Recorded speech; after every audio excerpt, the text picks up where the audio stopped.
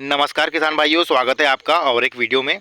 किसान भाइयों, आज की इस वीडियो में मुख्य रूप से मैं चर्चा करने वाला हूं धान में एक प्रमुख कीट जिसका नाम है तना छेदक। आपने शायद धान की खेती की होगी तो इससे पहले इस कीट से आप पूर्ण रूप से अवगत होंगे, या कुछ किसान आपके बीच में ऐसे होंगे जो इस कीट से अवगत नहीं होंगे। तो जानते हैं किसान भाइयों, धान में तना छेदक रोग कितने % किसान जो है इस रोग के बारे में जानते हैं और इसका कंट्रोल सही से कर पाते हैं। तो धान की खेती में मुख्य रूप से जो तना छेदक कीट है, यह एक प्रमुख कीट के रूप में आज सामने आता है, जो कि खड़ी फसल के बाद में अच्छे से पहचान आता है। किसान भाइयों, शुरुआत में तो बहुत सारे कीट ऐसे लगते हैं फसल में जो कि उत्पादन को प्रभावित करते हैं धान की फसल में, लेकिन तना छेदक कीट एक महत्वपूर्ण कीट है। महत्वपूर्ण कीट इसके लिए कि यह जो है फसल में जो है उत्पादन इसका प्रभावित करता है हमारी धान की फसल में। और जैसे कि आप यहाँ पे देख रहे हैं, तो यहाँ पे जो है ये तना छेदक के कारण, यहाँ पे सफ़ेद बाली जो आई है ये तना छेदक के कारण आई हुई है।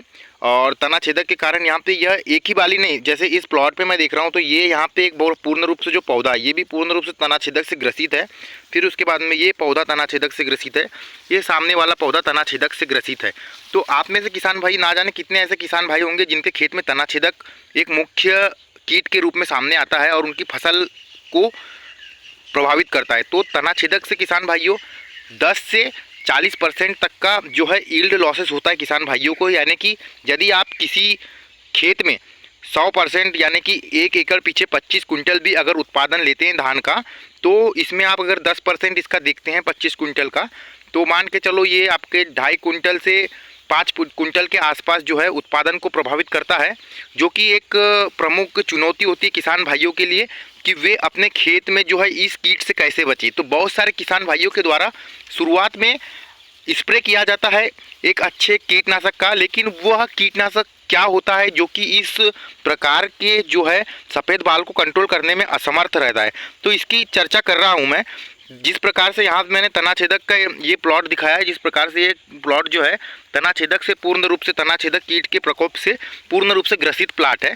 तो इसमें जो किसान भाइयों द्वारा होता है, सबसे पहली चीज़ तो एक नॉर्मल इंसेक्टिसाइड का उपयोग किया जाता है, या फिर लंबे समय से किसी इंसेक्टिसाइड का उपयोग किया जाता है इस प्लाट पे, जिसके कारण उसका कंट्रोल होना मुश्किल हो जाता है। होता क्या है कि जो कीट जो रहता है तना छेदक का, वह कीट जो होता है एक समय के बाद में रेजिस्टेंस पावर डेवलप कर लेता है। तो यहाँ पे देखेंगे आपकी इस प्रकार जो ये प्लाट में जहाँ पर भी मैं कैमरा कर रहा हूँ वहाँ पे जो है तना छेदक कीट के कारण जो है ये सफ़ेद बाल देखने को मिल रही है।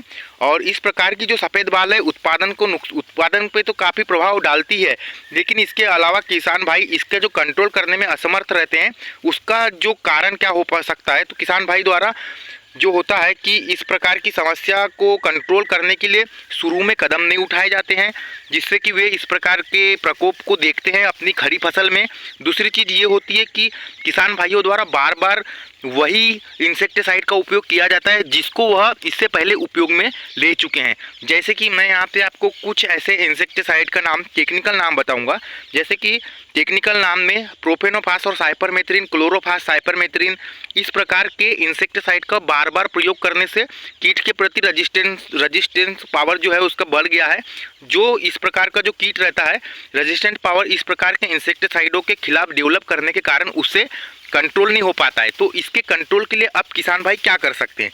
किसान भाइयों को ये जानकारी का अभाव होना जानकारी बहुत ज़रूरी है कि वे इस प्रकार के कीट के कंट्रोल के लिए क्या कर सकते हैं। तो किसान भाइयों को तना छेदक कीट से कंट्रोल के लिए यहाँ पे जो है मुख्य रूप से अभी मार्केट में कोराजन, जो कि क्लोरेंथोनिलीपोर जिसमें टेक्निकल रहता है 18.5 SC के फार्मूलेशन में रहता है, इस प्रकार के इंसेक्टिसाइड को प्रोफेनोफास के कॉम्बिनेशन के साथ में या फिर लेम्डासाइलोथ्रिन के साथ में क्रॉस करवा के अपनी फसल में स्प्रे करने से इस प्रकार की सफ़ेद बाल से बच सकते हैं। इस प्रकार की सफ़ेद बाल है किसान भाइयों के उत्पादन पे काफ़ी प्रभाव डालती है। इससे उनका यील्ड लॉस 30 से 40% तक हो सकता है और तना छेदक कीट जो कि एक प्रमुख कीट के रूप में सामने आता है। तो उसके कंट्रोल के लिए जो है क्लोरेंथोनिलीपोर 18.5% SC फार्मूलेशन कोई भी कंपनी का, अच्छी सी रेप्यूटेड कंपनी का, उसके साथ में लेमडा साइलोथ्रिन का क्रॉस अगर करवाते हैं तो इसके अच्छे रिजल्ट देखने को मिलते हैं। यह नया फार्मूलेशन है जो कि तनाछेदक कीट के लिए बना हुआ है। इसका जो ट्रायल हुआ था, पहले सबसे पहले गन्ने की फसल में इसका उपयोग किया जाता था। गन्ने में तनाछेदक से काफ़ी परेशान रहते थे किसान भाई, तो गन्ने की फसल के लिए इसका ट्रायल हुआ था। लेकिन धान की फसल में भी इस प्रकार के इंसेक्टिसाइड के बहुत ही शानदार रिजल्ट देखने को मिले हैं। और ये देखिए आप, मैं आपको बता रहा हूँ, ये जो बाली दिख रही है आपको, ये तनाछेदक से ग्रसित एक पौधे के इससे निकाला हूँ मैंने। और इस प्रकार का जो तनाछेदक है काफ़ी ईल्ड नुकसान करता है किसान भाई का। तो किसान भाई को सही समय पे जो है इसकी देखरेख करना बहुत ज़रूरी है और शुरुआत में ही इसका स्प्रे करना ज़रूरी है। जैसे मैं अगर इसको खोलता हूँ यहाँ से, ये काले भाग के अंदर में इल्लियाँ देखने को मिलेगी।